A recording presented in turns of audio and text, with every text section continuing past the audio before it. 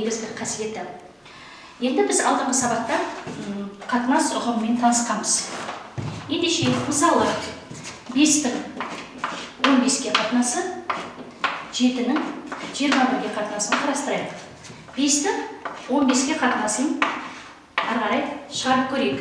Екеуінде 5-ке қысқартамыз, 5-ті 5-ке бөлеміз 1-ден, 15-ті 5-ке бөлеміз 3-ден, нәтижесінде 3-ден 1.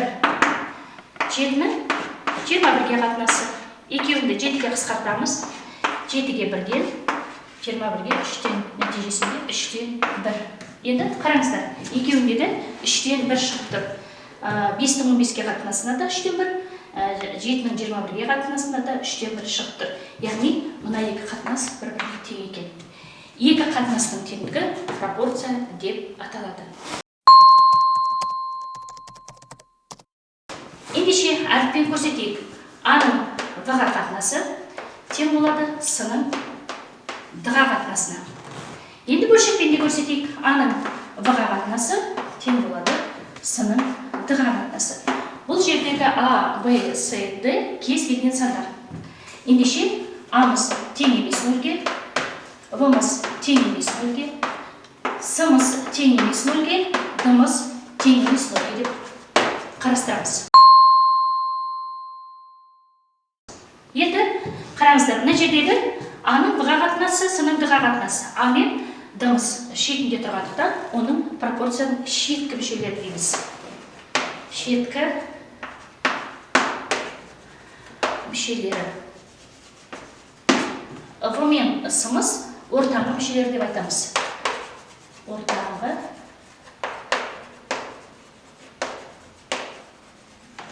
мүшелері. Енді бөлшектен де көрсетейік, көбелек түрінде көрсетеміз.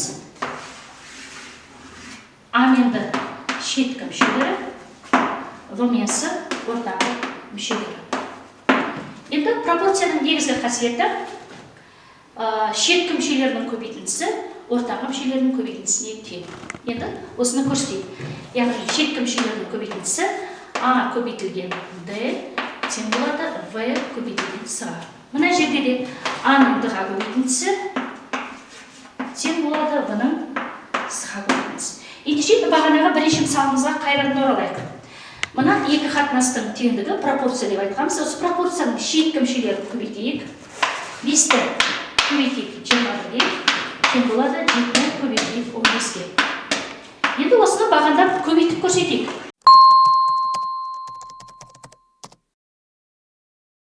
21-ді көбейтеміз 5-ге. 5 жердегі 1 5.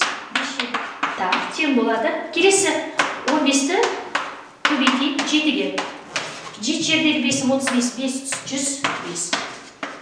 Сонда өздеріңіз көріп тұрғандай, шеткі мүшелерінің көбейтіндісі ортаңғы мүшелерінің көбейтіндісіне тең. Бұл пропорцияның негізгі қасиеті. Енді осыған мысал келтірейік. Мысалы, 5-тің 3,2-ге қатынасы тең болады X-тің 12,8-ге қатынасы. Бұл жерде ортаңғы мүшесі белгісіз болып тұр бізде. Пропорцияның қасиеті бойынша көбейтеміз. 3,2-ні көбейтеміз X-ға, 12,8-ді көбейтеміз 5-ге. X тең болады 12,8-ді көбейтеміз 5-ге, бөлеміз ортаңғы мүшесінің белгілісіне. Осы жерден X тең. Енді қарайсыздар, 12,8, 3,2, бір-бір орын оңға жылжытамыз. Бір-бір орын оңға қарай жылжытқан кезде қалай болады? 128 көбейтілген 5 бөлінген 32-ге. Енді 28 мен 32-ні қысқартамыз. 128-ді бұрыштап бөлеміз 32-ге. Ендеше 32-ге 1-ден, 128-ге 4-ден. X тең 20-ға. Сонда пропорцияның белгісіз мүшелері бар болатын болса, оны қалай шығарамыз? Пропорциямызды алып алайық. А-ның В-ға қатынасы тең болады X-тің С-ның Д-ға қатынасы. Осы жерден X-ті табатын болса, А-ны Д-ға көбейтеміз, В-ға бөлеміз. Екінші жағдайын қарастырып қойып, А-ның X-ке қатынасы тең болады С-ның Д-ға қатынасына. Осы осы жерден x-ті табатын болсақ, a-ны d-ға көбейтеміз да, с-ға бөлеміз. Келесі, егер де шеткі мүшесі белгісіз болатын болса, x-тің v-ға қатынасы тең болады, с-ның d-ға қатынасына. Осы жерден x-ті табатын болсақ, v-ны с-ға көбейтеміз да, d-ға бөлеміз. Мінекей пропорцияның бізде белгісіз мүшесі болатын болса, оны қалай тез оңай жолдан шығару жолын көрсеттім.